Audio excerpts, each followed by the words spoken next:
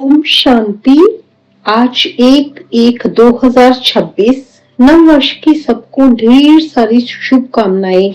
बाबा की याद प्यार के साथ सबके लिए नया साल बहुत ही खुशियों से भरा हो और जो जो कमी कमजोरियां रही हुई है उनको हमने अपने अंदर से अपने 5 विकारों को अंदर से खत्म करना है।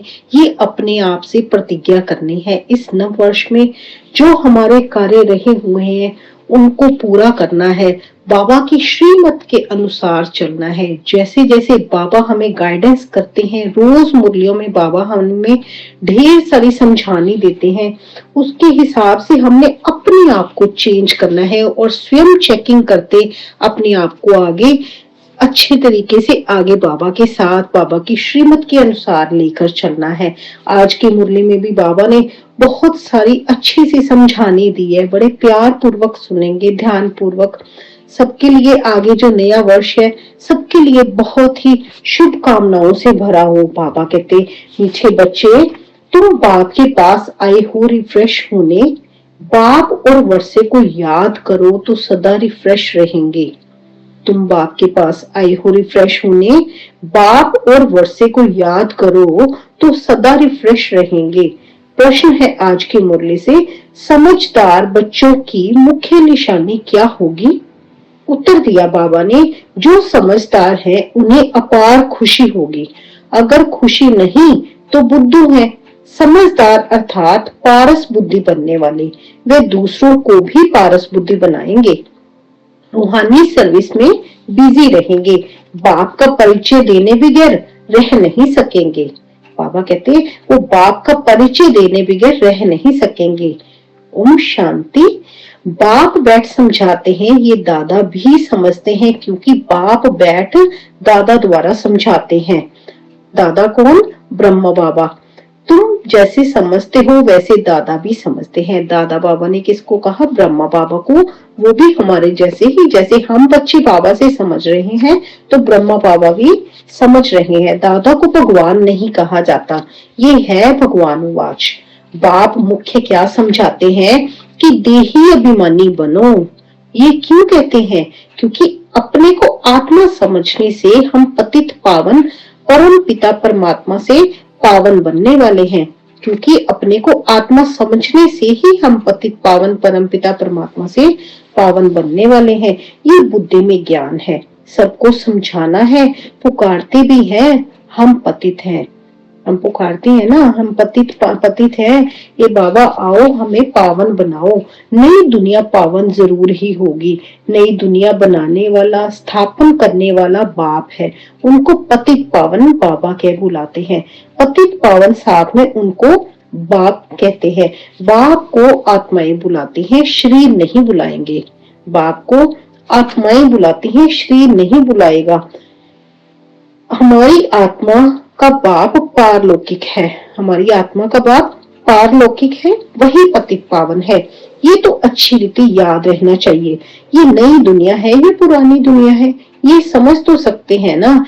ऐसे भी बुद्धू हैं जो समझते हैं हमको सुख पार है, हम तो जैसे स्वर्ग में बैठे हैं। किंतु ये भी समझना चाहिए कि कलयुग को कभी स्वर्ग कह नहीं सकते। नाम ही है कलयुग, पतित पुरानी दुनिया। अंतर है ना, मनुष्य की बुद्धि में ये भी नहीं बैठता है। बिल्कुल ही जड़जड़ीभूत अवस्था है। बच्चे नहीं पढ़ते हैं तो कहते हैं ना कि तुम तो पत्थर बुद्धि हो। बाबा भी लिखते हैं तुम्हारे गांव निवासी तो बिल्कुल ही पत्थर बुद्धि हैं। समझते नहीं है क्योंकि दूसरों को समझाते नहीं है। अगर दूसरों को समझाएंगे तो खुद भी पूरा जैसे पहले हमने समझा, अगर हम आगे सर्विस में नहीं लगे तो बाबा कहते तुम बुद्धू हो। खुद पारस बुद्धि बनते हैं तो दूसरों को भी बनाना चाहिए ना, पुरुषार्थ करना चाहिए। इसमें लज्जा आदि की तो बात ही नहीं। बाबा कह रहे हैं इसमें लज्जा आदि की तो बात ही नहीं। परंतु मनुष्यों की बुद्धि में आधा कल्प उल्टे अक्षर पड़े हैं तो वह भूलते ही नहीं है। कैसे भुलाएं? भुलवाने की ताकत भी तो एक बाप के पास ही है ना। बाप बिगैर ये ज्ञान तो कोई दे नहीं सकते। गोया सब अज्ञानी ठहरे, उनका ज्ञान फिर कहां से आए जब तक ज्ञान सागर बाप आकर ना सुनाए। जब तक ज्ञान सागर बाप आकर ना सुनाए तो ये ज्ञान कहाँ से आए। तमो प्रधान माना ही अज्ञानी दुनिया, सतो प्रधान माना दैवी दुनिया। फर्क तो है ना। देवी देवताएं ही पुनर्जन्म लेते हैं, समय भी फिरता रहता है, बुद्धि भी कमजोर होती जाती है। बुद्धि का योग लगाने से जो ताकत मिले वह फिर खलास हो जाती है।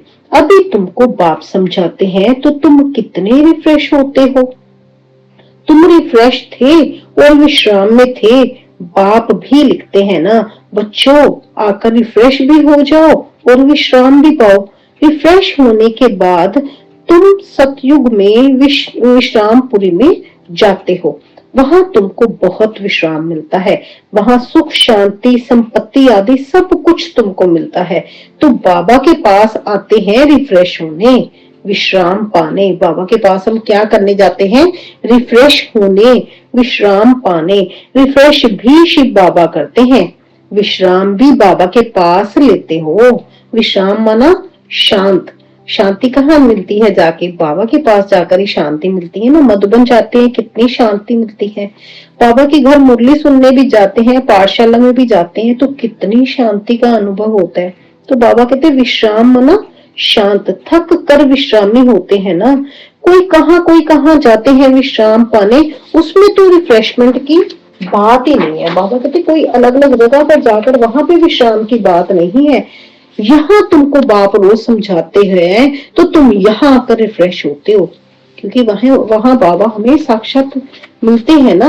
हमें पूरा अनुभव होता है, बाबा हमें साक्षात वहां पे सुना रहे हैं, मुरली सुनाते, तो हम पूरा वहां पे रिफ्रेश होते हैं।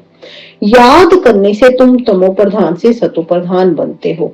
सतो प्रधान बनने के लिए ही तुम यहाँ आते हो। उसके लिए क्या पुरुषार्थ है? मीठे मीठे बच्चे बाप को याद करो। पुरुषार्थ क्या है? मीठे मीठे बच्चे बाप को याद करो। बाप ने सारी शिक्षा तो दे दी है। ये सृष्टि चक्कर कैसे फिरता है, तुमको विश्राम कैसे मिलता है, और कोई भी ये बातें नहीं जानते तो उन्हों को भी समझाना चाहिए, ताकि वह भी तुम जैसा रिफ्रेश हो जाए। अपना फर्ज भी ये है, सबको पैगाम देना है, अविनाशी रिफ्रेश होना है, अविनाशी विश्राम पाना है। सबको ये पैगाम दो, यही याद दिलाना है कि बाप को और वर्षे को याद करो। है तो बहुत सहज बात। बेहद का बाप स्वर्ग रचते हैं, स्वर्ग का ही वर्षा देते हैं। अभी तुम हो संगम युग पर।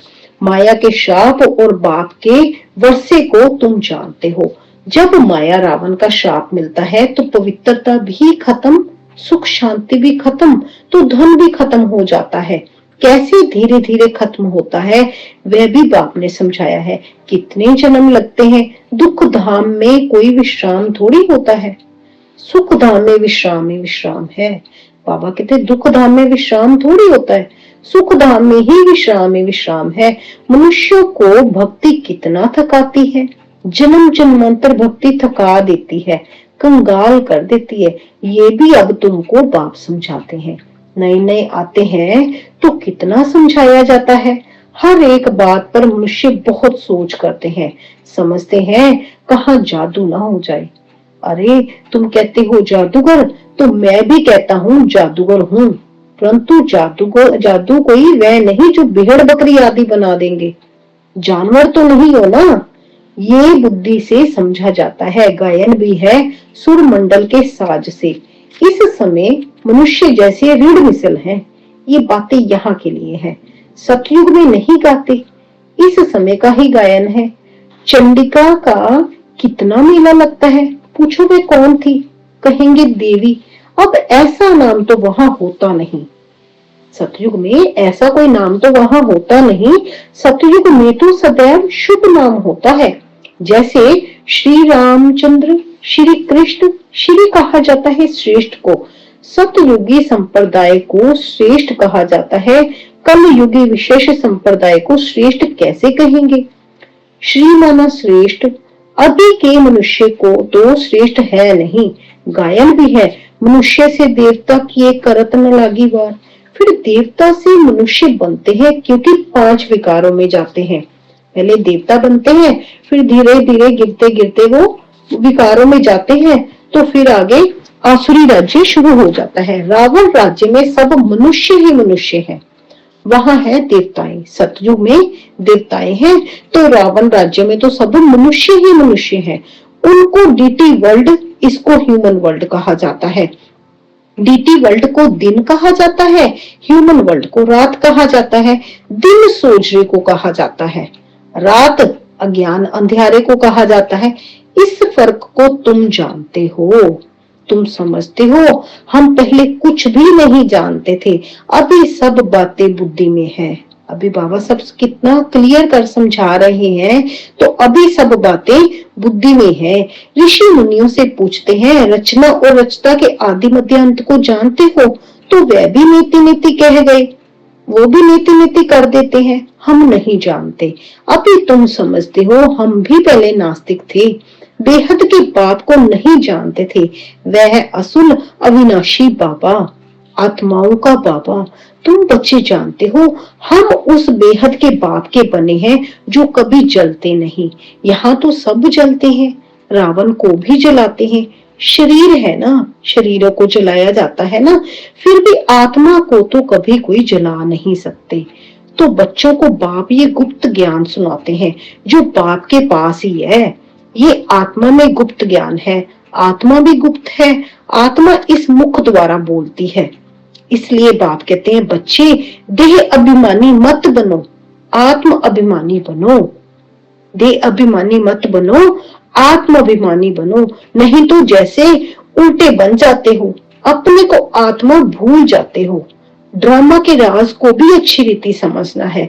अपने को आत्मा समझना भूल जाते हैं ना, तो देह में अटक जाते हैं। तो बाबा कहते हैं, ड्रामा के राज को भी अपनी अच्छी रीति समझना है। ड्रामा में जो नींद है वह हूबहू रिपीट होता है, ये किसको पता नहीं है।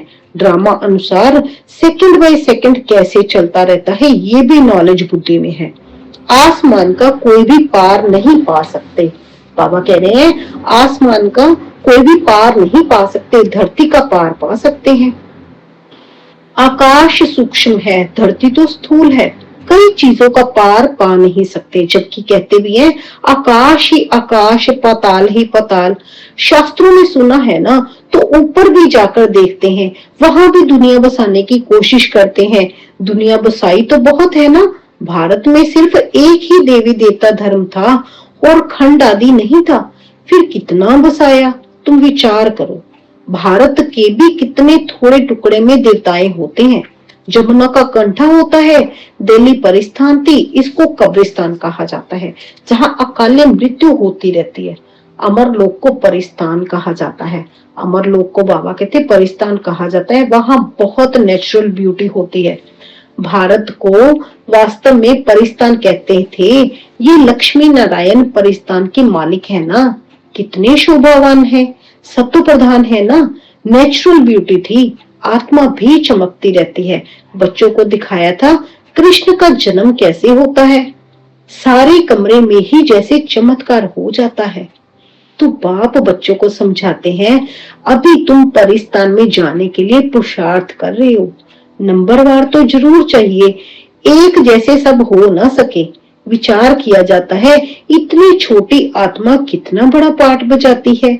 शरीर से आत्मा निकल जाती है तो शरीर का क्या हाल हो जाता है। शरीर से जब आत्मा निकल जाती है तो शरीर का क्या हाल हो जाता है कि यह शरीर को घर में भी रख पाते हैं, तो उसको भी निकालने की होती है कि आत्मा निकल गई तो शरीर को निकालो और जलाओ, जब दफनाओ, जो भी करना है। घर में उसको नहीं रखा जाता। सारी दुनिया के एक्टर्स वही पार्ट बजाते हैं जो अनादि बना हुआ है। ये सृष्टि भी अनादि है, उसमें हर एक का पार्ट भी अनादि है। उनको तुम वंडरफुल तब कहते हो जबकि जानते हो ये सृष्टि रूपी झाड़ है। बाप कितना अच्छी रीति समझाते हैं। ड्रामा में भी फिर जिसके लिए जितना समय है उतना समझने में समय लेते हैं। बाबा कहते हैं, ड्रामा में भी फिर जिसके लिए जितना समय है उतना समझने के लिए लेते हैं। बुद्धि में फर्क है ना, हर एक की बुद्धि अपनी अपनी है, वो कितना समय किस चीज को समझने के लिए लेते हैं, बाबा उसको फर्क बता रहे हैं। आत्मा मन बुद्धि सहित है ना, तो कितना फर्क रहता है। मन बुद्धि संस्कार तो अपने अपने है ना हर शरीर के अंदर। तो बाबा कहते कितना फर्क रहता है। बच्चों को मालूम पड़ता है हमको तो स्कॉलरशिप लेने की है, तो दिल अंदर खुशी होती है ना कि हमने स्कॉलरशिप लेनी है, तो दिल अंदर खुशी रहती है। यहाँ भी अंदर आने से ही एम ऑब्जेक्ट सामने देखने में आती है, तो जरूर खुशी होगी ना। बाबा कहते एम ऑब्जेक्ट सामने देखने में आती है तो बाबा कहते जरूर खुशी होगी ना। अभी तुम जानते हो ये बनने के लिए यहाँ पढ़ने आए हैं। ये हम लक्ष्मी नारायण का चित्र सामने आता है ना, तो बाबा कहते अभी तुम जानते हो ना ये बनने के लिए यहाँ पढ़ने के लिए आए हैं, नहीं तो कभी कोई आ ना सके। ये है एम ऑब्जेक्ट। ऐसा कोई स्कूल कहाँ भी नहीं होगा जहाँ दूसरे जन्म की एम ऑब्जेक्ट को देख सके। तुम देख रहे हो ये स्वर्ग के मालिक हैं, हम ही ये बनने वाले हैं। हम अभी संगम युग पर हैं, ना उस रजाई के ना इस रजाई के, हम बीच में हैं, जा रहे हैं। खिवैया बाप भी है निराकार, बोट मतलब हम आत्मा भी है निराकार, बोट को खींचकर परम धाम में ले जाते हैं। बाबा हम बच्चों को, हम आत्माओं को खींचकर परम धाम में ले जाते हैं। इन कॉर्पोरियल बाप इन कॉर्पोरियल बच्चों को ले जाते हैं। निराकार बाप निराकार हम आत्माओं को ले जाते हैं। बाप ही बच्चों को साथ में ले जाएंगे। ये चक्र पूरा होता है, फिर हूबहू रिपीट करना है।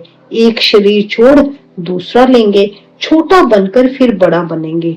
जैसे आम की गुठली को जमीन में डाल देते हैं तो उनसे फिर आम निकल आएंगे। ये वह है हद का झाड़, ये मनुष्य सृष्टि रूपी झाड़ है, इनको वैरायटी झाड़ कहा जाता है।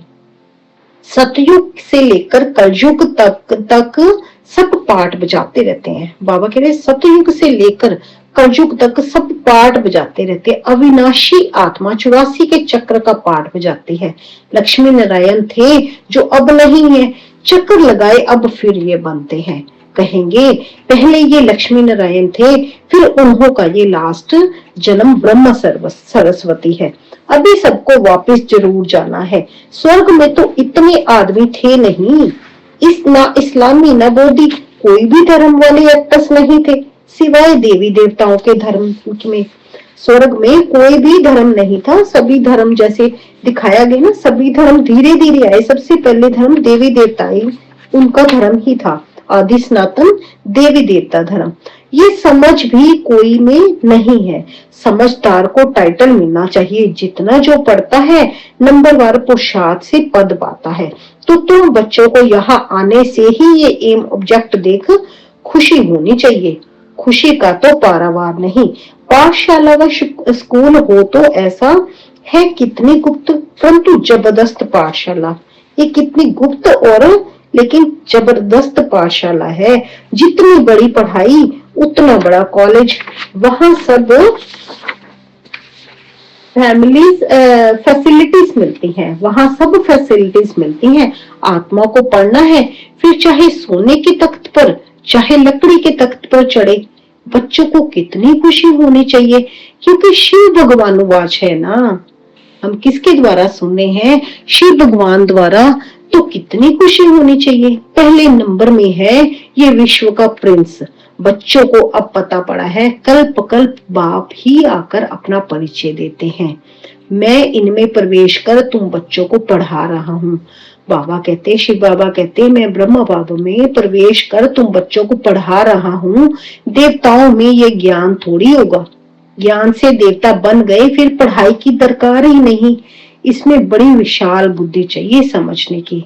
जब ज्ञान से देवता बन गए तब बाबा कहते हैं ना, सतयुग में तो इस पढ़ाई की दरकार ही नहीं है, क्योंकि अभी आप पूरी पढ़ाई पर आगे देवताई पद ले लेंगे, सतयुग में जाएंगे तो वहां पे बाबा कहते पढ़ाई की दरकार ही नहीं है। इन सभी बातों को समझने में बड़ी विशाल बुद्धि चाहिए। अच्छा, मीठे मीठे सिकी लधे बच्चों प्रति माता पिता बाप दादा का याद प्यार और गुड मॉर्निंग। रूहानी बाप की रूहानी बच्चों को नमस्ते। हम सब रूहानी बच्चों की रूहानी बाप दादा को गुड मॉर्निंग, नमस्ते, ओम शांति। शुक्रिया मेरे बाबा, शुक्रिया। इतनी समझाने, इतना ज्ञान देने के लिए शुक्रिया, हमें अपने साथ लेके जाने के लिए शुक्रिया। शुक्रिया मेरे बाबा। धारणा के लिए मुख्य सार है, इस पतित दुनिया का बुद्धि से संन्यास कर पुरानी देह और देह के संबंधियों को भूल अपनी बुद्धि बाप और स्वर्ग तरफ लगानी है। अविनाशी विश्राम का अनुभव करने के लिए बाप और वर्षे की स्मृति में रहना है। सबको बाप का पैगाम दे रिफ्रेश करना है। रूहानी सर्विस में लज्जा नहीं करनी है। बाबा कह रहे हैं रूहानी सर्विस में लज्जा नहीं करनी है। वरदान दिया आज की मुरली में बाबा ने, संगठन में एक मत और एक रस स्थिति द्वारा सफलता प्राप्त करने वाले सच्चे स्नेही भव। संगठन में एक मत और एक रस स्थिति द्वारा सफलता प्राप्त करने वाले सच्चे स्नेही भव। संगठन में एक ने कहा, दूसरे ने माना, ये है सच्चे स्नेह का रिस्पॉन्ड।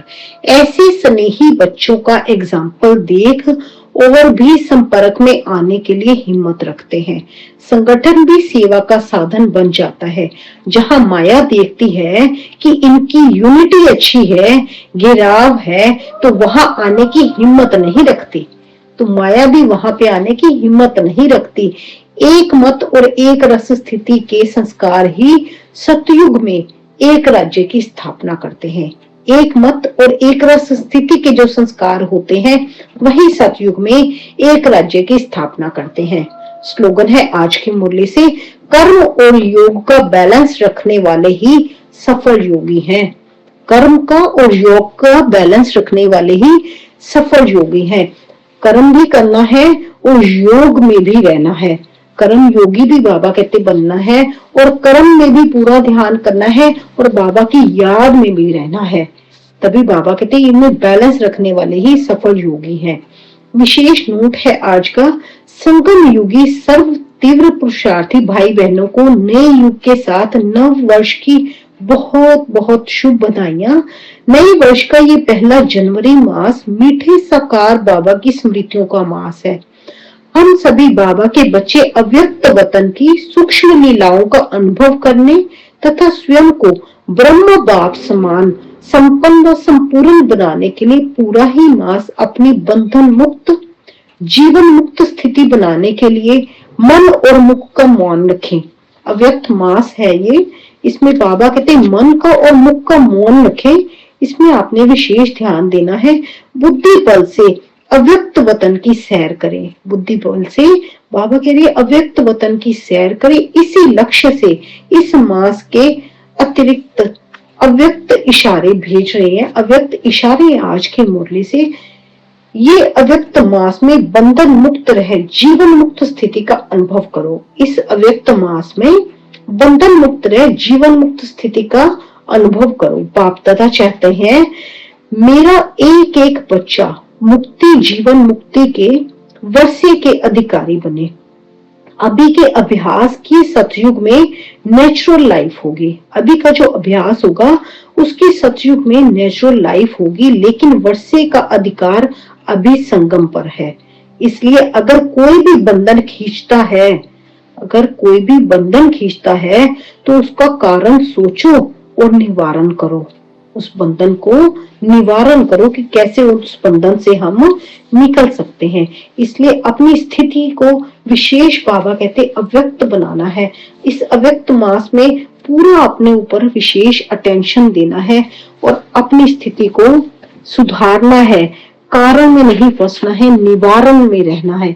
जो भी कारण आता है अपनी स्थिति को खराब करने के लिए, उस कारण में नहीं रुको, उसका निवारण करो और आगे बढ़ते चलो। और बाबा ने विशेष कार्य दिया है। जैसे ही आपने बाबा का पूरा ज्ञान लिया, आपने सब समझा, तो बाबा कहते हैं सर्विस में लज्जा नहीं करनी है, आगे सर्विस में लग जाना है। तो अपने लिए आज 1 तारीख नए वर्ष पे अपने लिए भी विशेष कोई भी आप अपने लिए रखना है कि मैंने आगे किस तरह से सेवा में क्या क्या नवीनता लानी है, उस पे विशेष अटेंशन देना है। अच्छा जी, शुक्रिया मेरे बाबा। ओम शांति, ओम शांति।